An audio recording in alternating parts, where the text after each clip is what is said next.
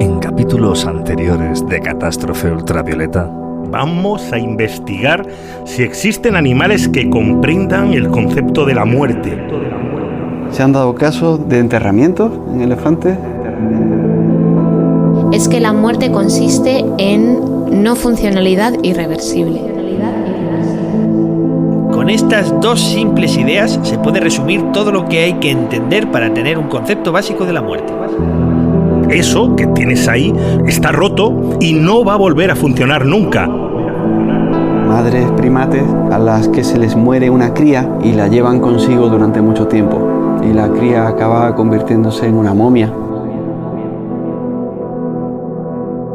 Bienvenidos a Catástrofe Ultravioleta, yo soy Javier Peláez. Yo soy Antonio Martínez y en este capítulo vamos a continuar indagando en el concepto de la muerte que tratamos en Thanatos 1 y en un alarde de ingenio, de creatividad y de imaginación hemos decidido titular este capítulo como Thanatos segunda parte. Madre mía, somos unos genios, o sea, yo ya... Thanatos segunda parte yo estoy maravillado todavía con el título. Pero en esta segunda parte de Thanatos vamos a dejar atrás al resto de especies animales de las que nos ocupábamos en el primer capítulo y nos vamos a centrar en nuestra propia especie, en sus orígenes, en sus expresiones, en las pistas que nos han dejado nuestros ancestros a lo largo del tiempo y, en definitiva, vamos a intentar averiguar cómo se enfrentaron a la muerte nuestros antepasados. Evidentemente no tenemos todavía una máquina del tiempo con la que podamos viajar miles de años hacia atrás, pero oye, siempre podemos recurrir a una cosa que nunca miente. Los huesos. Los huesos.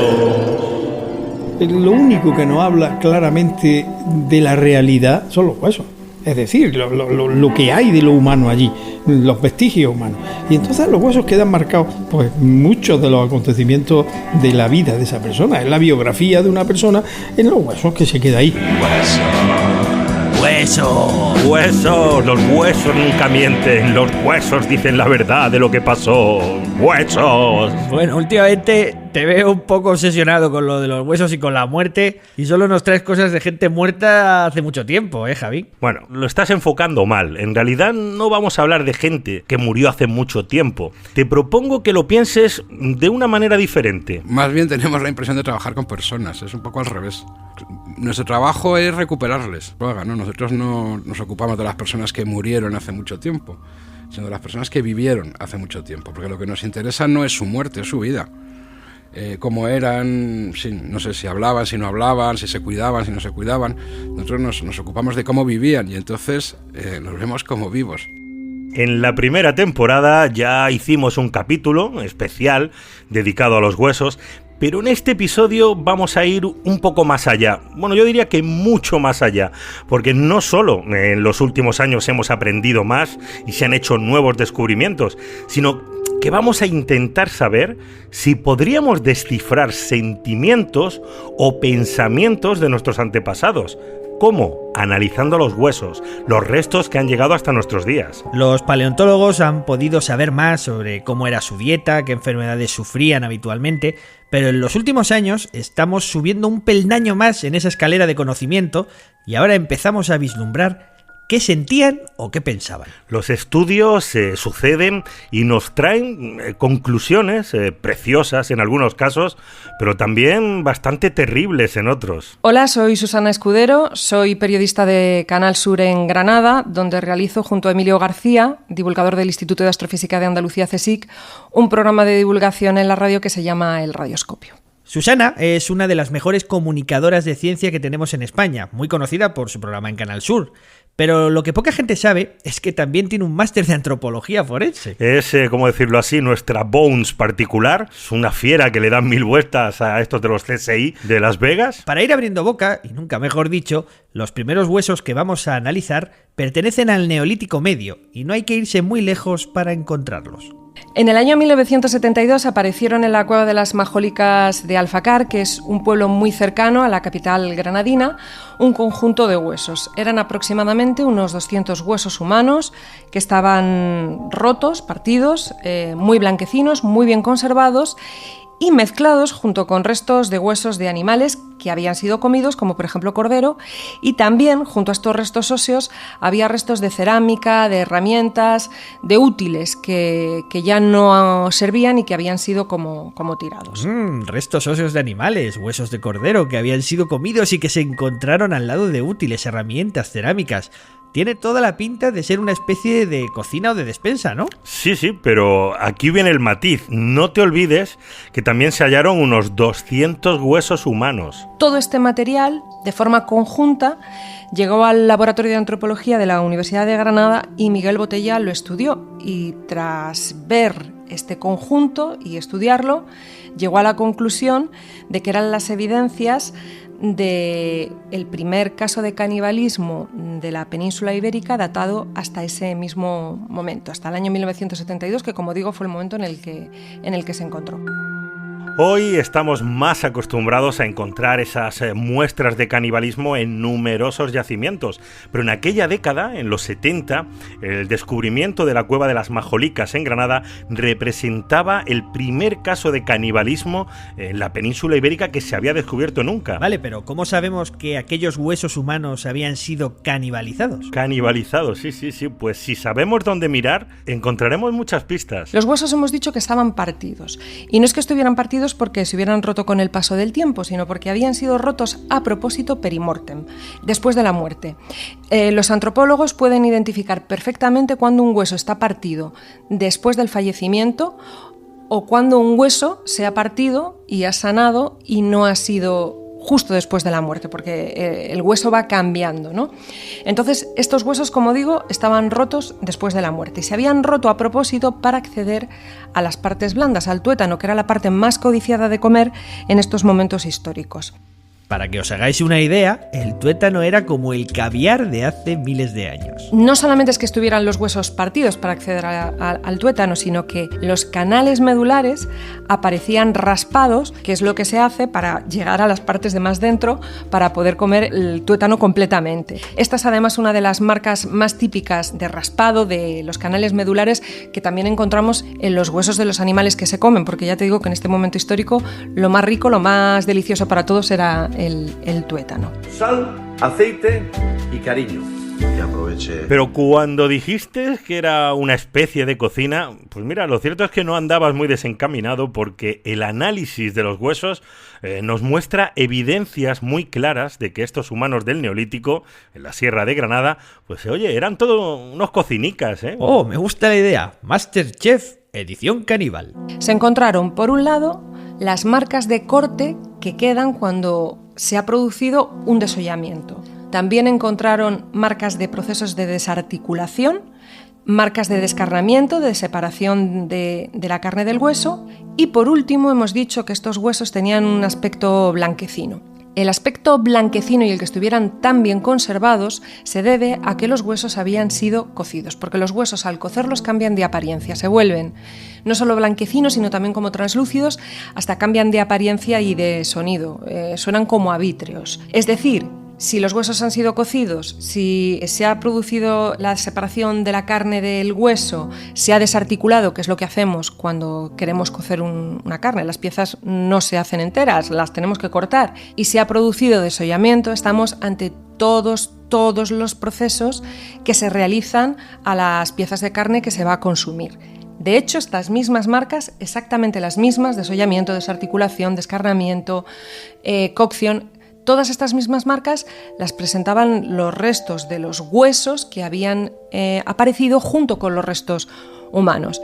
Es decir, tiene toda la pinta de que efectivamente nos encontramos ante huesos de humanos que han sido comidos. Bienvenidos a un nuevo programa de Masterchef Edición Caníbal. Y pasamos a la segunda fase de clasificación. Nuestros aspirantes a chef han tenido 90 minutos de reloj Y el tiempo ya ha pasado. A ver, aspirantes, manos arriba, porque empezamos la cata. Veamos, Antonio, sí, venga, tú eres el primero, acércate con tu plato. Ay, ya está, ya he terminado. Qué nervios, chef. Deseadme suerte, chicos. Muy bien, a ver, Antonio, ¿cómo se llama tu plato? Bueno, pues esto es una sopa ligera de tuétano con espuma de cordero y esferificaciones de médula humana. Bueno, Antonio, de primeras la presentación deja mucho que desear. Bueno, a ver, jueces, no me ha dado tiempo a emplatar como yo quería. Ya sabéis, los nervios, las prisas... Bueno, todos los concursantes han tenido el mismo tiempo, ¿eh? Así que eso no se excusa. A ver, Antonio, cuéntanos, ¿qué procesos has utilizado para elaborar este plato? Bueno, lo primero, descuartizado y desmembrado bien todos los miembros de esta abuela que he conseguido ahí en la despensa. Le he descarnado los huesos, los he limpiado bien. Sí, ¿qué has utilizado para el descarnado? Porque veo yo aquí... Bueno, pues la lasca de doble filo, ya sabes, lo típico, ¿no? No, para. Ese es el primer error de novato. Esas lascas son achelenses, eso es industria lítica de modo 2. No son las bifaces más adecuadas. Los concursantes no solo tenéis que aprender a cocinar, también tenéis que saber cuáles son las herramientas correctas para desmembrar, para descuartizar. Esto es un desastre, Antonio. Bueno, chef, sí, es posible, pero bueno, el de sabor está rico, ¿no? Hombre, Antonio, eso lo decidiremos los jueces, ¿no? Vamos a probarlo, a ver. Bueno, esto está soso, o sea, esto no tiene ningún sabor. Tenías material de primera calidad y esto no sabe a nada. Hombre, Antonio, esto es un aguachirri sin sabor, ni sustancia, ni nada. Lo siento, Antonio, pero vas a tener que ir a la prueba de eliminación. Esto no es un plato digno para presentar aquí en Masterchef Neolítico, ¿eh?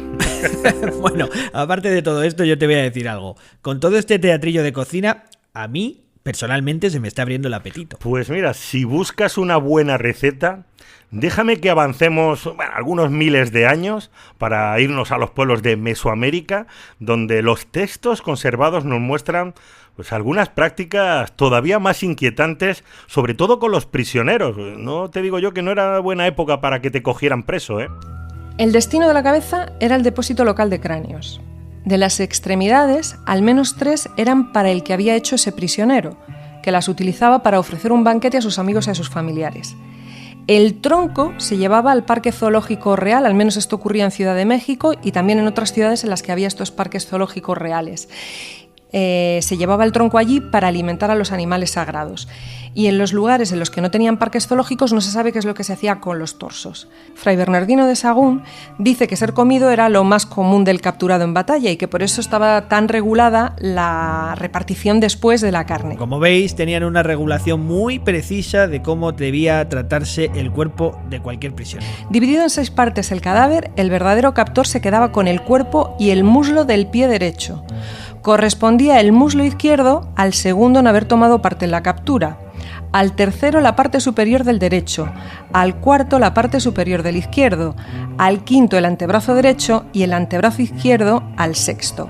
Si alguien cogía a un prisionero sin ayuda, posiblemente era todo para él, salvo la pierna de reglamento para Montezuma, y en el palacio de este recibía vestidos especiales en recompensa por la hazaña. De disputarse a quién correspondía el mérito de la captura, quedaba el prisionero encomendado a Huitcalco o permanecía en el templo tribal. Es decir, que hay varios documentos que sí que dicen que el reparto estaba completamente estipulado. Bueno, vamos a ver, Antonio, vamos a hacernos aquí una idea, ¿eh? Si ahora mismo tú y yo capturamos a Javi Álvarez como prisionero, ¿Perdona? a mí me correspondería el muslo del pie derecho. Ante todo, orden. ¿Pero qué decís? Vale, la cabeza la llevamos al depósito real de cráneos y el tronco se lo echamos a los leones del fuego. Oye, pero que esté aquí. Sí, a ti, por ejemplo, te correspondería como segundo captor el muslo del pie izquierdo. Pero, momento, ¿cómo que segundo captor? ¿Por qué voy a ser yo el segundo captor? ¿Por qué no puedo ser el captor principal? Y así me quedo con el muslo derecho. Pero No, porque el captor principal soy yo, que lo cojo de los pelos, que es difícil, pero lo cogería yo de los pelos y estamos ahí, hombre. Hombre, yo, mientras no me toque el flequillo... Yo tampoco quiero que me toques el Pero flequillo. de todas maneras, hay que decir una cosa, ¿eh? Álvarez está muy flaco, eso hay suéltame el pie. que hacerlo. No vamos a preparar un banquete muy grande, ¿eh? Pero déjame en De paz. todas maneras, para esto, los habitantes de Mesoamérica también tenían una buena solución. Muchas veces se comían en el propio campo de batalla, pero otras muchas se llevaban a las ciudades donde se guardaban en jaulas de madera, hasta que llegaba el momento del sacrificio. Dice Bernal Díaz del Castillo: Hallamos en este pueblo casas de madera hechas de redes y llenas de indios e indias que tenían dentro encarcelados y a cebo hasta que estuviesen gordos para sacrificar y comer, las cuales cárceles les quebramos y deshicimos para que se fuesen los presos que en ellas estaban, y dende en adelante, en todos los pueblos que entrábamos, lo primero que mandaba nuestro capitán era quebrarles las tales cárceles y echar fuera a los prisioneros, y comúnmente en todas estas tierras los tenían. Es decir, que podemos coger a Álvarez, engordarlo antes y así no hace falta comérnoslo así tan flaco. Claro, eres un genio. Y cuando esté bien cebado... Claro, cuando esté bien cebado... Oye, espera una cosa. ¿Dónde está Álvarez? ¿Dónde está? A ver, ostras, que se va. Oye, que se está yendo. Oye, corre, párale por allí. Cierra el paso que se va por la puerta. Espera. ¿Dónde vas, corderito? ¿Dónde vas, Álvarez? De aquí no te escapas. Un respetito.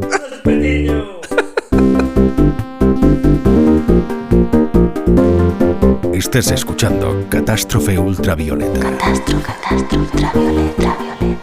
Un podcast De otro mundo. de otro mundo. De otro mundo. De otro mundo. Seguimos en Masterchef, quiero decir en Catástrofe Ultravioleta, un proyecto delicioso dentro de la plataforma Podium Podcast y con el apoyo de la Cátedra de Cultura Científica de la Universidad del País Vasco y de la Fundación Euskampus. En este capítulo estamos asistiendo a algunos de los ejemplos más escalofriantes que nos han dejado las pruebas arqueológicas y los restos fósiles respecto a los ritos y prácticas sobre la muerte en el pasado. Pero esos huesos también pueden contar una historia muy diferente. Pues soy Roberto Sáez, ingeniero industrial, divulgador científico en el ámbito de la evolución humana y encantado de estar con vosotros. Roberto Sáez es uno de los divulgadores más populares con su blog Nutcracker y resulta que acaba de publicar un libro que se titula Evolución humana, prehistoria y origen de la compasión. Porque los huesos no solo nos han dejado muestras de enfermedades, de golpes, de violencia, de canibalismo, los huesos también pueden ser la evidencia de conceptos tan inmateriales como la compasión. Qué bueno, la idea de que actitudes como la colaboración, la ayuda mutua o incluso la compasión han sido beneficiosas y útiles en la evolución del ser humano es algo que se ha ido formulando durante las últimas décadas. Sin ir más lejos, el propio Darwin decía esto en 1871 en su obra El origen del hombre. Decía Darwin: el individuo que prefiere sacrificar su vida antes que hacer traición a los suyos, tal vez no deje hijos para heredar su noble naturaleza. Los hombres más valientes, que luchan siempre en la vanguardia y exponen su vida por sus semejantes, es más probable que sucumban, por lo regular, en mayor número que los demás. Y tenía su punto de razón, es decir, en una situación en la cual pues aquellos humanos, estamos hablando de hace 2 millones de años, pues vivían en un medio hostil, como la compasión, que se puede entender como una debilidad en ese medio, podría ser favorecida a la hora de pues todos los procesos de selección natural. Realmente se ha ido viendo que a través de determinados comportamientos que iban surgiendo, el dibujo de cómo eran aquellos humanos de hace 2 millones de años ha cambiado también radicalmente y bueno, ya lo que sabemos es que lejos de ser una debilidad, pues efectivamente podría ser una fortaleza, ¿no? La teoría de la evolución ha cumplido más de 150 años y durante todo este tiempo ella misma se ha ido refinando y cambiando. Casi podríamos decir que la propia teoría de la evolución ha ido evolucionando y se ha adaptado a los nuevos hallazgos. Y cuando hablamos de evolución, nuestra cabeza piensa automáticamente en esas frases de la supervivencia del más fuerte, la lucha de las especies. Bueno, una especie de batalla por sobrevivir, pero es una idea bastante incompleta. Existe un enorme abanico de comportamientos que a primera vista parecerían ser una desventaja, pero debe existir alguna razón para que hayan sobrevivido hasta nosotros. Dentro de esa idea incompleta y a veces equivocada de lucha por sobrevivir, podría parecer que comportamientos como el altruismo o la compasión o la ayuda desinteresada pues no son beneficiosos. Pero sabemos que ese altruismo, esa compasión, en definitiva ese afecto entre los miembros de un grupo, son también conductas positivas. La cuestión es, ¿cómo vemos esos comportamientos en nuestra especie hace tantos miles de años? Huesos. Es curioso que es una paradoja, ¿no? Es un contraste muy, muy bonito. Los huesos como testimonio de muerte, al final pues estamos hablando de un ser vivo que murió y se quedó ahí enterrado por distintos motivos y y al mismo tiempo nos dejan un testimonio de vida, que es, esos huesos tienen una serie de patologías, tienen unos problemas, esa persona en vida tuvo unos problemas, unas heridas que fueron curadas. Heridas que han sido curadas y que quedan cicatrizadas durante miles de años, demostrando que esa persona recibió ayuda. En la actualidad, cuando alguien se lesiona, cuando tiene un accidente o cuando está enfermo, bueno, pues es fácil, al hospital y te escayolan la pierna y luego estás de baja, te recuperas en el sillón de casa. Bueno, Antonio me imagino que lo sabrá muy bien porque está todo el día lesionado por no saber jugar al baloncesto. Y bueno, durante ese tiempo, pues la familia lo cuida y le ayuda. Bueno, pero hace 1 millón de años no había baloncesto, los seres humanos éramos nómadas, nos movíamos de un lugar a otro en busca de alimento y refugio, y un herido era una carga, alguien que no podía moverse con facilidad, era un estorbo, y lo más lógico habría sido abandonarlo. Sin embargo, los huesos nos cuentan una historia muy diferente. O tienes a alguien que te atiende y te lleve, incluso si no te puedes mover, o si tienes problemas serios para moverte, o estás muerto. Entonces tenemos algunos seres que lo que se ha encontrado es que tienen esas heridas curadas, y esas heridas curadas solo pueden significar que fueron atendidos. Esas heridas cicatrizan en los huesos y mueren de otra cosa, esos huesos se entierran y llegan a nuestros días, ¿no? Y ahí es donde vemos que esos seres a lo mejor pues fueron cuidados durante 1 año, año y medio, y murieron a lo mejor 5 o 10 años después de aquel problema que tuvieron, ¿no? Entonces ahí es donde se demuestra que fueron atendidos, que fueron cuidados, ¿no? Que esos determinados comportamientos compasivos se fueron desarrollando. Poco a poco, al principio tenemos pocos ejemplos y conforme pasa el tiempo, pues mucho más, claro. En este programa estamos asistiendo a las 2 caras, además muy diferentes de nuestra historia. Los huesos pueden desvelar historias terribles de canibalismo, de sacrificios de prisioneros, pero también nos indican comportamientos de clemencia, de ayuda. Y como todo en la evolución, Roberto explica que estas conductas fueron apareciendo poco a poco en nuestra historia. Al principio no se encuentran tantas pistas de esta compasión, pero conforme pasa el tiempo, las conductas altruistas se empiezan a dar cada vez más, empiezan a calar en nuestra forma de comportarnos con los demás, hasta instalarse definitivamente en nosotros como especie. Ese altruismo, esa compasión, se han terminado convirtiendo casi en un rasgo que nos define. Fíjate que cuando alguna persona se comporta de esta manera, decimos que tiene precisamente humanidad. O sea, tener humanidad significa tener comportamientos altruistas y compasivos. En el registro fósil contamos ya con decenas de ejemplos de huesos humanos que fueron atendidos y curados, personas que no podrían haber sobrevivido sin ayuda. En esos huesos golpeados y rotos también encontramos la semilla de sentimientos y conductas que ahora consideramos muy importantes para nuestra especie. Son ejemplos, la verdad que son, cuanto más lo estudias, más bonitos son, ¿no? Y te llegan mucho al corazón. Dices, jolín, somos muy parecidos seguramente a lo que eran aquellos humanos hace 500 000 de años, ¿no? En este tipo de sentimientos,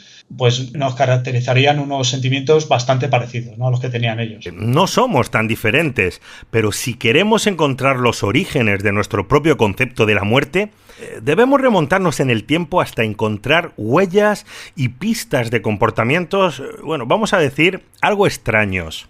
¿Qué quieres decir con extraños? No te irás a poner ahora esotérico, ¿verdad? No me voy a poner misterioso. Me refiero a que incluso con la gran variedad de especies diferentes que se engloban dentro del género Homo, nuestros antepasados invertían una gran cantidad de tiempo, de recursos, a comportamientos que no se suelen ver en el reino animal.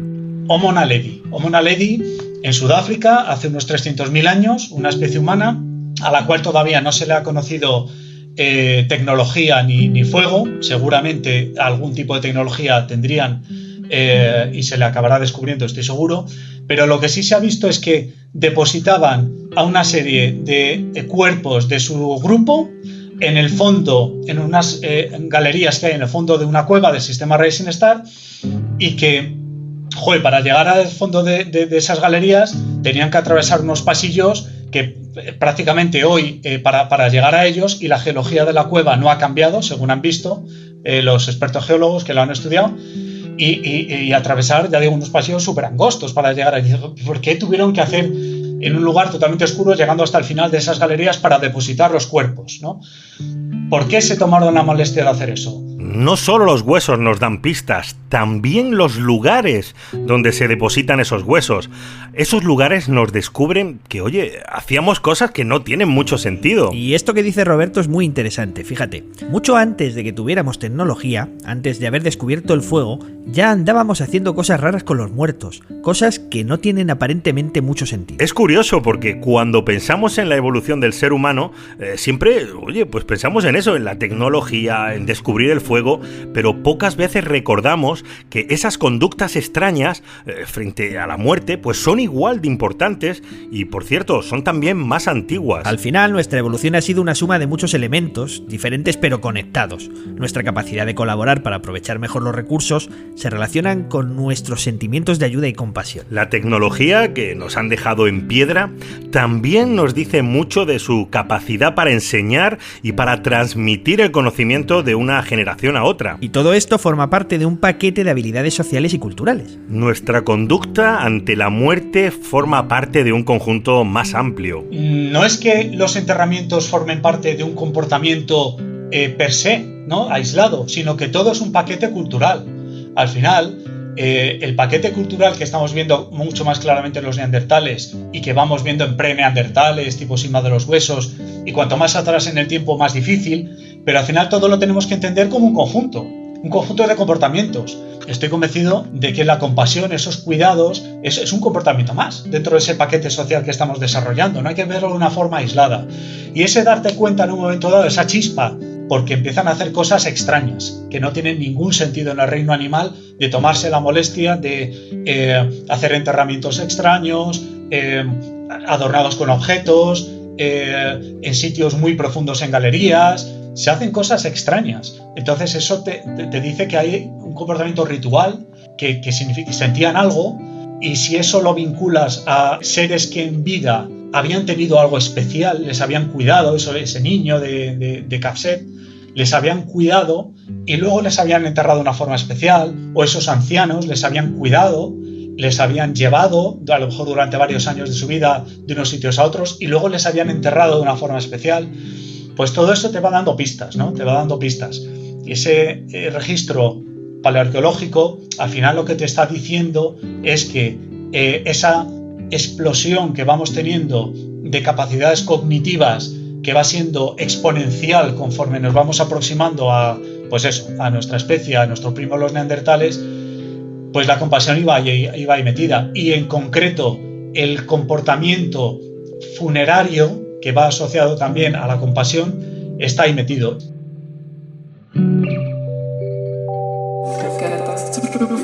Ultraviolet Catastrophe, a podcast from another world. Seguimos en Catástrofe Ultravioleta y seguimos desenterrando pistas para entender cómo nuestra especie ha desarrollado un concepto de la muerte. Y sí, por fin llegamos donde teníamos que llegar, es inevitable, no podemos obviarlo más. En este capítulo, y sobre todo en este tema, estamos obligados a viajar a Atapuerca. Allí es donde vamos a encontrar muchas de las respuestas que estamos buscando. Y nosotros vamos a hablar con el más grande, el más auténtico, el inigualable Ignacio Martínez Mendizábal. Para los amigos, y nosotros lo somos, Nacho Martínez. Soy profesor de la Universidad de Alcalá y miembro del equipo de Atapuerca desde que tenía pelo, o sea, desde 1984. ya ha llovido, ¿no? De las entrañas de la Sierra de Atapuerca se ha recuperado más del 90% del registro fósil homínido del planeta, que se dice pronto. Y a diferencia de cualquier otro yacimiento en el mundo, en Atapuerca nos vamos a encontrar restos que abarcan todos los periodos de la evolución, desde hace más de 1 millón de años hasta la Edad Media. La historia de nuestra especie, la evolución humana, se encuentra escrita en ese lugar que ya es patrimonio de la humanidad. Bueno, en Atapuerca es verdad que tenemos todo, es el único sitio de Europa, y yo no sé si de Eurasia, donde tenemos todas las humanidades que han pasado por aquí, ¿no? por el continente. Tenemos las especies conocidas y las desconocidas. Tenemos un par de fósiles, restos muy pequeños, pero que tienen más de 1.200.000 años. Esos son los primeros fósiles del continente europeo. Son tan pequeños que no sabemos a qué especie pertenecen, ¿no? Eso tiene, como digo, 1.200.000. Luego tenemos de 800.000 años un registro pues numeroso. para lo que es la paleontología, claro, de más de 100 fósiles de una humanidad que se desconocía y a la que le dimos nombre, la llamamos Homo antecesor, o sea, es una especie nueva. Luego, de hace 450.000 años, tenemos una especie hasta la que hace nada llamamos Homo heidelbergensis, ahora estamos a punto de cambiarle el nombre. Pero, ¿ah, sí? ¿Cómo lo vais a llamar? Pues no lo sabemos todavía, todavía no lo sabemos, pero sí, preneandertal está bien, son preneandertales directamente. Luego tenemos sus descendientes, que son los neandertales, y luego tenemos de nuestra propia especie, Homo sapiens, también del Neolítico y de la del Bronce. O sea que todo lo que ha pasado por aquí por Europa está en Atapuerca. Como veis, lo tenemos todo en un mismo lugar, por eso mismo Atapuerca nos va a ser tan útil para nuestro capítulo. Gracias a esa enorme diversidad de especies y de épocas, podemos centrarnos precisamente en lo que estamos buscando.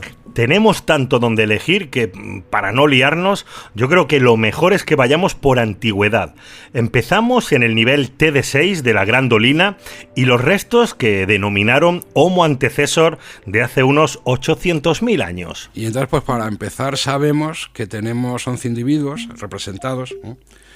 La mayoría de ellos y ellas son niños o niñas, no lo podemos saber porque son menores de 6 años.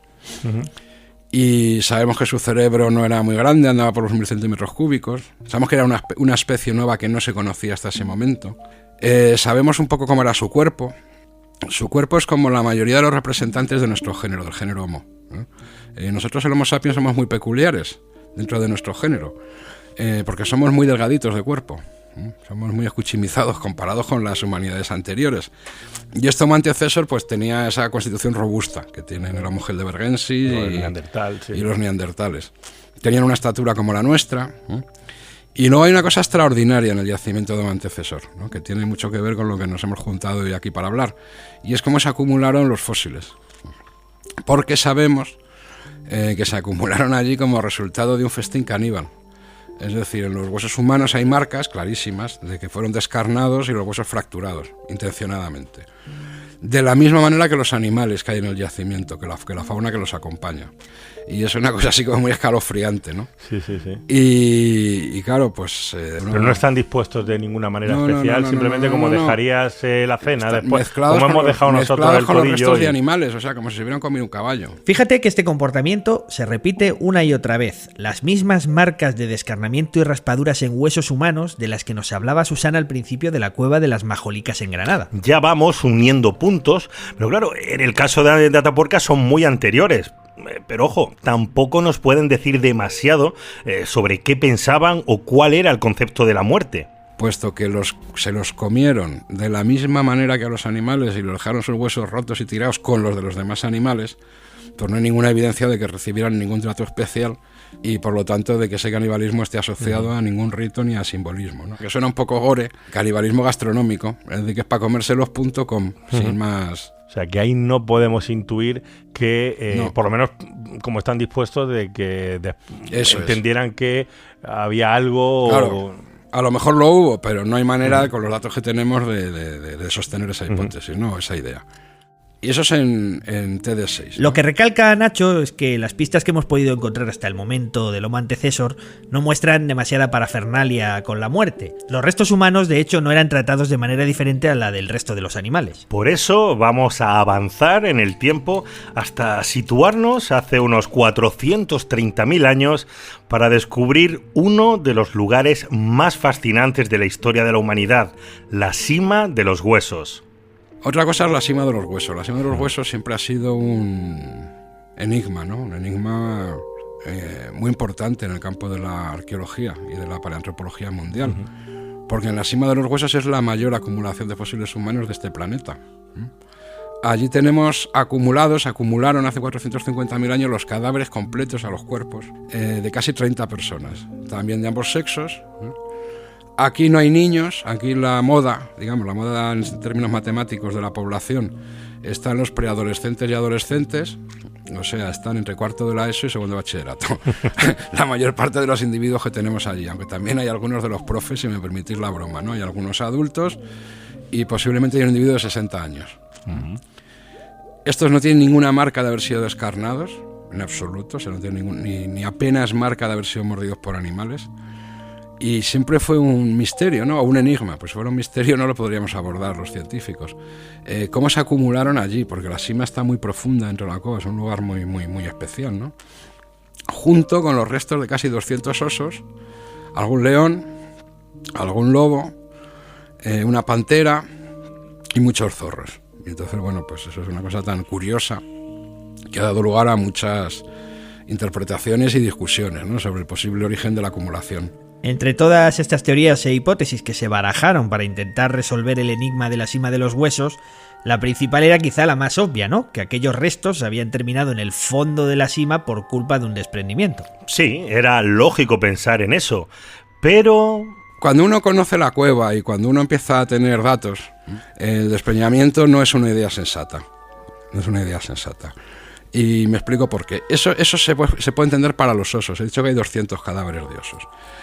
Entonces, cuando hay un sitio donde hibernan y cerca hay una sima, pues de vez en cuando alguno se despista y se cae y se mata. Ahora, ¿qué podría llevar a 30 personas a meterse en un sitio sin luz y despeñarse por una sima? Pero como digo, una de las hipótesis que se han barajado es esa, ¿no? Pues murieron en otro lugar, más cercano a la entrada, y luego el agua los llevó hasta allí. Pero cuando estudias la geología del depósito, claro, lo bueno que tiene la ciencia, y la geología es una ciencia maravillosa, es que las fuerzas naturales no son fantasmas, y cuando actúan dejan huellas y dejan rastros. Entonces, cualquier agente geológico que tú propongas que ha intervenido en la formación de un yacimiento, pues se pueden estudiar los sedimentos, se pueden estudiar los clastros que están en los sedimentos y ver si han quedado pruebas y rastros de la acción de ese agente geológico. Y ha sido posible descartar eso. La sima, el lugar donde están los fósiles humanos, el sedimento que los envuelve es una arcilla finísima que no está estratificada. Y eso es lo típico de un charco que se produce por goteo, donde no hay nada de energía. Vale, no hay corrimiento. Entonces no hay ninguna evidencia, pero más aún es que, aparte de los fósiles humanos, todo lo demás que está en esa arcilla, que son restos de estalagmitas y cosas así, proceden de la misma sima. O sea, no hay nada que venga de fuera. Vale. Sería impensable pensar un río de barro, de agua, que no deja ninguna marca en los sedimentos y que además no arrastre ninguna otra cosa que no sean cuerpos humanos. Así que se pueden descartar los agentes geológicos. Vale, si esos huesos hubieran sido arrastrados hasta el fondo de la sima, está claro que los sedimentos nos lo dirían, así que descartamos el corrimiento. Pero, ¿y si simplemente se cayeron? Es decir, no fueron arrastrados, solo se cayeron. Bueno, pues segunda posibilidad, yo esta también la he oído, un accidente colectivo. Por alguna razón entraron asustados en la cueva, había una sima y se cayeron todos. Yo siempre que oía eso, yo siempre decía, bueno, ¿por qué la gente no leerá los artículos, no? La descripción de la sima. Para llegar a la sima, hoy, pero hace 450.000 años también, hay que pasar por un punto muy estrecho, donde tienes que poner en fila india. Una fila de 30 personas es muy larga. Puedes estar esperando minutos a que te toque accidentarte. Lo cual es absolutamente... ¿no? Claro, hasta que te toca morirte, no. Esperando allí. Bueno, que se den prisa los de delante en caerse, que vayan, ¿no?, cayéndose que... Claro, no. Hombre, hay que caerse con un orden. No, vale, ok. Descartamos que se hayan accidentado. Estuvimos analizando las muchas y variadas propuestas para explicar esa acumulación de huesos, y lo cierto es que todas, pues eso, van cayendo con las pruebas. ¿Qué más cosas pueden haber pasado? Que son cosas que se han propuesto también. Pues que esto sea el cubil de una fiera. He dicho que hay 2 leones y una pantera. Sí, pero tendría que tener los huesos marcas. Claro, pero es que en contra de esta hipótesis hay los siguientes datos, ¿no? Primero, al yacimiento solo se puede entrar y por lo tanto salir por el lugar que accedemos nosotros, que es una sima de 12 metros de altura. Y no hay ninguna otra entrada. No hay una fiera que pueda bajar una presa humana y volver a salir. 12... Y volver a salir. Vale. Eso ya por sí mismo es bastante bueno, nos fuerte. Quedamos entonces con el... Pero espera, vale. Déjame que... Porque como esto es una cosa que se habla mucho, y yo luego cuando voy por ahí la gente, pues está bien que todo el mundo conozca todos los datos, ¿no?, ordenadamente. Segundo, no hay ni un solo resto de herbívoro. Ni uno. Hemos excavado miles y miles y miles de fósiles humanos y de oso. Es inconcebible que sea la guarida de algún animal que solo se alimente de humanos, porque los humanos en aquella época eran escasos, o sea. En definitiva, todas las pruebas nos conducen a un mismo lugar. Al final, todas las evidencias nos llevan a una conclusión absolutamente fascinante. Fijaos, esos huesos, con todo lo que sabemos, parece que fueron arrojados intencionadamente a la cima. Si esto, en vez de ser una acumulación de hace 450.000 años, fuera una acumulación de hace 8.000, nadie dudaría de que es un acto funerario. Nadie. porque todas las evidencias, digamos, de la excavación apuntan en ese sentido. Ahora bien, ¿qué ocurre? Que decir que en la cima de los huesos es un acto funerario, es decir, que hace 450.000 años pues tenían una idea de la muerte muy parecida a la que tenemos ahora, porque se ocupaban de sus muertos, que esto es una cosa extraordinaria de nuestra especie. Como las evidencias más antiguas de eso tienen 100.000, claro, decirlo que hace 450.000 años es lo que... Se convertiría en el acto funerario más antiguo conocido, pero por mucho, además. Eso es una idea extraordinaria que va contra el paradigma. Y cuando uno hace una afirmación extraordinaria que va contra el paradigma, está obligado a presentar una prueba extraordinaria. Esto es así. Nosotros y cualquiera. Así que yo llevo años dando conferencias por el mundo y dando clases. Están en YouTube. Y se puede ver que yo siempre decía lo mismo cuando llegaba a este punto. Yo decía, yo estoy convencido que la hipótesis más razonable es el acto funerario. Pero no tenemos la prueba extraordinaria. No tenemos la pistola humeante. Y como las implicaciones son muy importantes, pues ahí lo dejamos, ¿no? Como que a nosotros nos parece la prueba más relevante. Pues ya lo veis, la cima de los huesos, según todas estas pruebas, sería el primer acto funerario de la historia de la humanidad que hemos encontrado hasta ahora. Y no solo eso, es el acto funerario más antiguo por mucho, porque más de 200.000 años antes de casos como el del Homo naledi, que hablábamos con Roberto. Pero no tienen la prueba definitiva todavía, no tienen el arma, la pistola humeante, que ha dicho Nacho, para poder afirmarlo con absoluta seguridad. Así que ahí han tenido que dejarlo, y ahí tenemos que dejarlo nosotros también.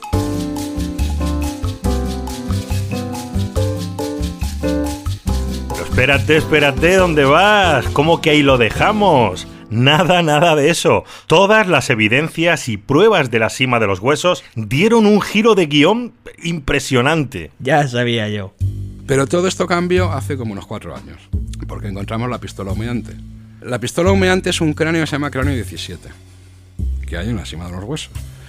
Este cráneo 17 pues tiene dos impactos, dos traumatismos perforantes que dicen los forenses, ¿no? Si no lo ves, son 2 agujeros.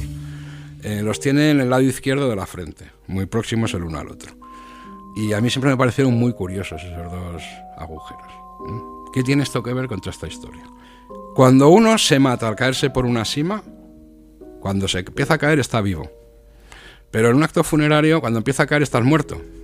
Así que si nosotros pudiéramos demostrar que uno estaba muerto antes de empezar a caer, creo que no habría ninguna duda de que es un acto funerario, porque los muertos no se accidentan en las cuevas. Los tiran.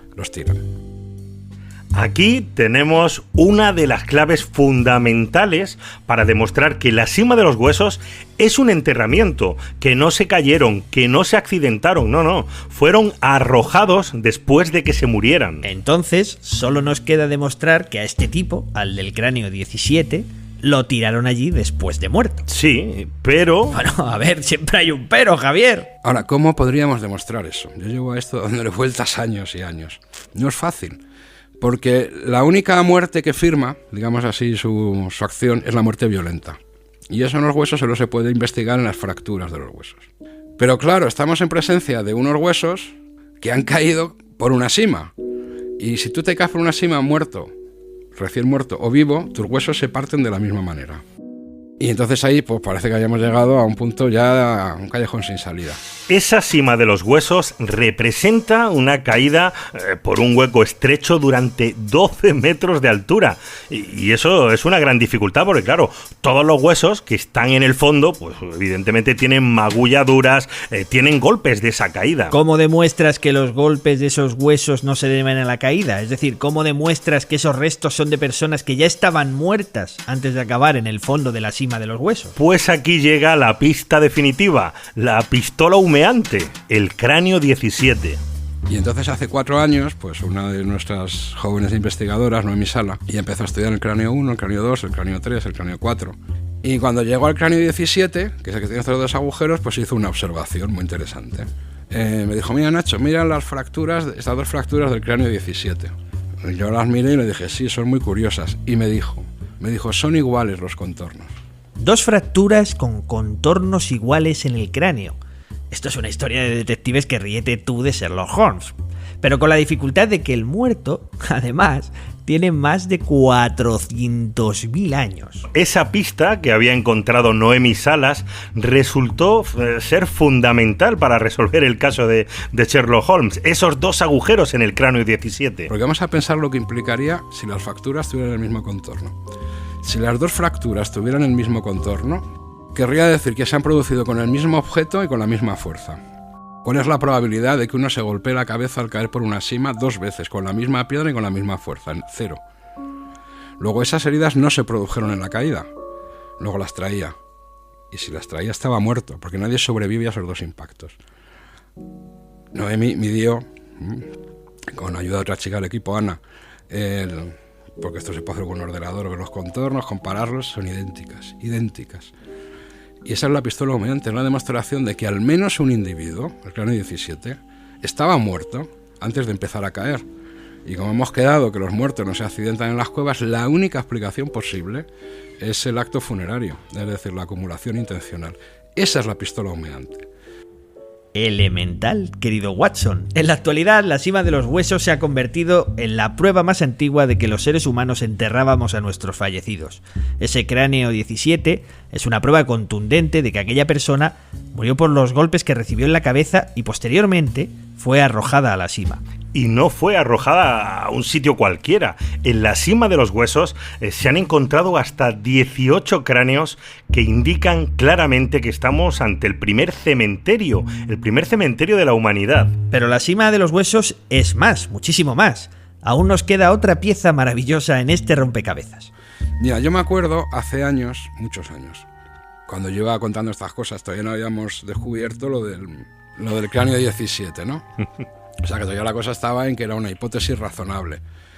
Y yo me acuerdo que a la salida de una conferencia se me acercó un arqueólogo que muy cariñosamente me dijo: está muy bien lo que cuentas, insisto que todavía no habíamos presentado lo del cráneo 17. Dice, pero hay una cosa que como arqueólogo me llama mucho la atención, que es la falta de ajuar. Dice, porque claro, por lo menos en Homo sapiens, claro que podrían ser distintos, ¿no? Pero al menos en Homo sapiens eso siempre va asociado a algo. Es difícil de concebir que te tomes toda esa molestia y ya está, ¿no? Pero me decía, bueno, pero como es otra especie, vaya usted a saber. Y yo me quedé con esa copla, ¿no? De que no teníamos ajuar. La historia de la cima de los huesos es una historia preciosa de ciencia, de perspicacia, de suerte también, de trabajo durante muchas décadas. Y en ciencia a veces las pistas no solo están en las cosas que encuentras, sino que también pueden estar en las cosas que no encuentras. Y yo le daba vueltas a la cabeza, ¿no? Y entonces yo me acuerdo que yo reflexionaba y decía, joder, ¿qué tipo de ajuar podríamos encontrar nosotros si es que dejaron algo? O sea, si es que dejaron algo y lo podemos encontrar y reconocer, ¿no? Porque podría ser que no dejaran nada, que lo dejaran y se haya perdido, o que sea de tal naturaleza que sea irreconocible, ¿no? Si cumpliera todas las condiciones, ¿qué podría ser? Pues si dejaron algo y tiene que aguantar 450.000 años, tiene que ser algo de piedra. Estamos pasando de un enterramiento a algo más, a un rito funerario. Si junto a los restos pudiéramos encontrar también objetos propios de un ajuar prehistórico, entonces la cima de los huesos daría un salto todavía más grande. Buscamos ahora algo de piedra, algo que pueda ser especial. Y si es una piedra tallada y tiene alguna posibilidad de que lo reconozcamos como ajuar, ¿qué características debería tener esa piedra? Pues ser especial. Porque si es muy normal, cuidado que los humanos muchas veces dejamos como ofrendas cosas que son normales. El boli con el que papá escribía. O sea, cuidado que es que nuestra mente simbólica lo convierte en excepcional lo que es normal. Pero imaginamos, para que lo podamos reconocer, que fuera especial. Y entonces apareció Excalibur, que es la única pieza industrialítica que hay en el yacimiento, la única. En 1998, el equipo de Atapuerca descubrió el único instrumento lítico que se ha encontrado en ese preciso lugar donde hasta entonces solo había huesos. Y pues nada, apareció allí que en el sedimento con los demás mezclado, con los huesos humanos y los huesos de oso, como si fuera un fósil más, que al principio no dábamos crédito. Era lo último que nos esperábamos ese año que apareciera. No ha vuelto a aparecer nada igual. Fíjate que nosotros el sedimento de la sima lo pasamos por un colador, que encontramos hasta los huesecillos del oído. O sea, que no se nos cuela ni una microlasca que hubiera. O sea, nada, no hay nada. O sea, eso quiere decir que no fue tallado allí tampoco. En fin, bueno. Y es una piedra muy curiosa. Bifaces como ese hay en otros yacimientos de Atapuerca de la misma edad, que están en la trinchera del ferrocarril. Pero ninguno está tallado en la piedra en que está tallado este bifaz. Es un tipo de cuarcita que es roja, muy pintón, y que no es una cosa que sea frecuente por allí. De hecho, entre los miles de instrumentos que hay en la trinchera del ferrocarril no hay ninguno tallado en esa piedra. Esto es muy llamativo porque esta gente no se movía con las piedras, tallaba lo que había por allí. O sea, cogía las materias primas que había por allí, y esto parece que viene de otro sitio. Así que tenemos con casi 30 muertos asociado un bifaz tallado en una piedra roja que parece que no procede de la zona. ¿Esto prueba algo? Científicamente no, pero acojona. Sí.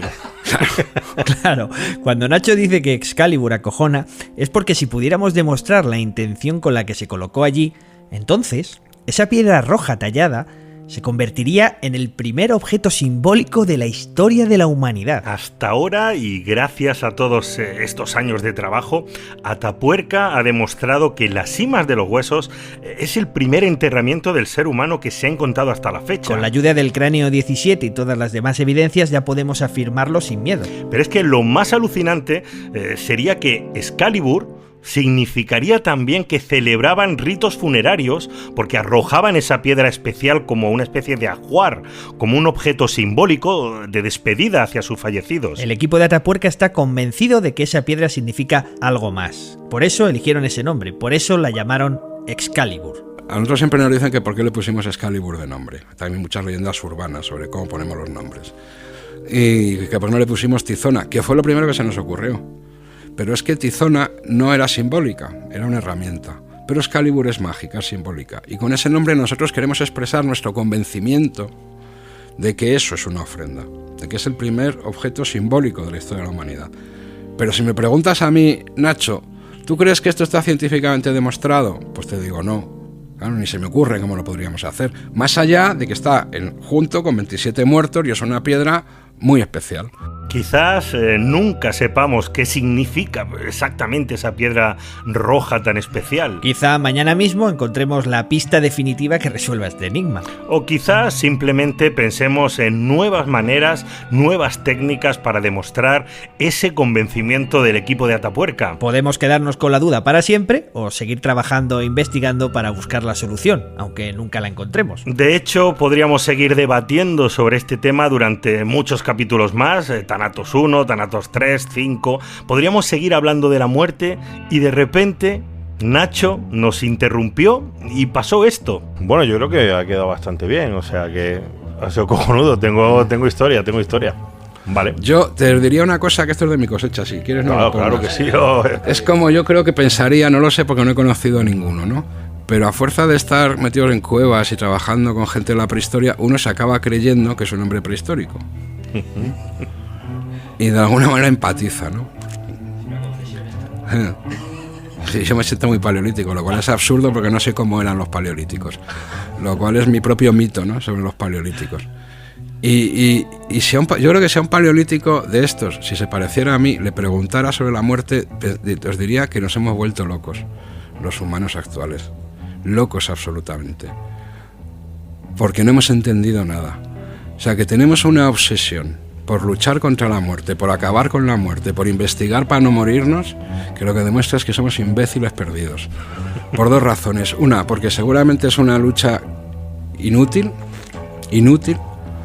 Y segundo, no hemos entendido nada. La muerte no existe. No existe, lo que existe es la vida. La muerte no existe, es un invento de las personas. Las cosas dejan de funcionar y ya está. Somos nosotros los que hemos dado una categoría de existencia a la no existencia. O sea, un partido de fútbol cuando acaba. No existe el no partido de fútbol. Y entonces, en vez de entender que la muerte es parte de la vida, es una cosa normal y natural, y educarnos para aceptarlo y para, que es como hacen por lo menos los pueblos cazadores recolectores, nos hemos aterrado con la muerte, nos hemos muerto, o sea, no vivimos pensando en no morir. Y estamos desviando una cantidad de recursos en una quimera que es no morir, que si nos vieran los paleolíticos yo creo que pensarían que nos hemos vuelto idiotas. ¿Qué final me estás dando? No, esto no tiene nada que ver con mis conocimientos científicos ni nada de nada. Me importa un comino. Pero si no lo digo, reviento. Muchas gracias. Wala a la chaval. O sea, después de tantas horas de documentación, tantos viajes, tantas entrevistas para hacer estos capítulos sobre la muerte, Y llegamos al final con Nacho, que nos dice que somos tontos, que la muerte no existe, que es un invento, que nos dejemos de tonterías y que nos pongamos a vivir. Pues sí, lo cierto es que estoy desperdiciando mi vida con esto de catástrofe ultravioleta, Antonio. Esto es absurdo, yo no puedo. Estás desperdiciando tu vida con tantas cosas, Javier, y yo y todos, y al final, bueno, así acabamos estos 2 capítulos especiales de Thanatos, y a mí con la tontería me está entrando un poquillo de hambre, ¿no? No sé a ti. Sí, yo también tengo hambre, ¿eh? Vamos a comer algo. ¿Dónde está Javier Álvarez? ¿Tú lo has visto? Hombre, Javi Álvarez, el artista detrás de todas las músicas y ambientaciones sonoras de Catástrofe Ultravioleta. ¿Dónde estás, querido Javi? Yo creo que lo guardamos en la nevera, no sé si te acuerdas. Javi, es hora de comer. Ven aquí, hombre, ven aquí, no te escondas, que vamos a comer. Ven aquí, hombre, ven, no tengas miedo. Ven, pichi.